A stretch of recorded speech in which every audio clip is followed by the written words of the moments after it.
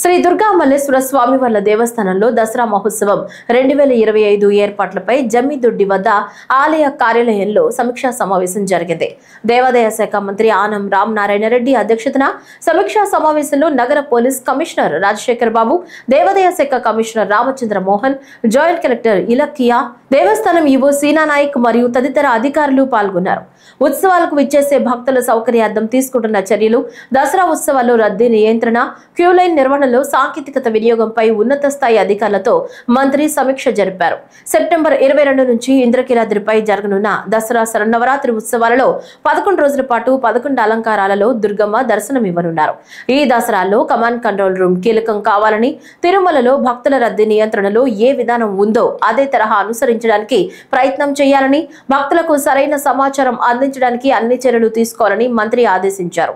మూలా నక్షత్రం రోజు ముఖ్యమంత్రి పట్టు వస్త్రాలు సమర్పించడానికి వస్తున్నారని, అన్ని ఏర్పాట్లు చేస్తున్నట్లు మంత్రి తెలిపారు. ఎక్కువగా వారికి దర్శన భాగ్యం కల్పించాలని 9 రోజులు ఉన్నటువంటి నవరాత్రి ఉత్సవాలు ఈ సంవత్సరం దాని విధుల ప్రకారం, పద్ధతుల ప్రకారం, శాస్త్ర ప్రకారం 11 రోజుల పాటు అమ్మవారి నవరాత్రి ఉత్సవాలు జరుగుతాయి. దీనికి పూర్తిగా రెవెన్యూ, పోలీస్, ఇతర అధికారులు, దేవాదాయ మున్సిపల్ అధికారులు అందరూ కలిసి దీన్ని విజయవంతం చేయడానికి ఇప్పటికే కొన్ని నిర్ణయాలు తీసుకున్నాం.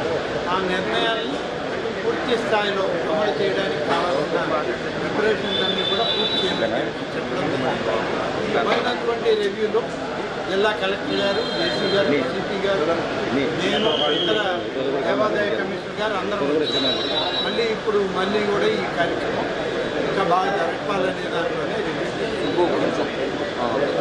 దేవాదాయ శాఖ సంబంధించి రాష్ట్ర ప్రభుత్వం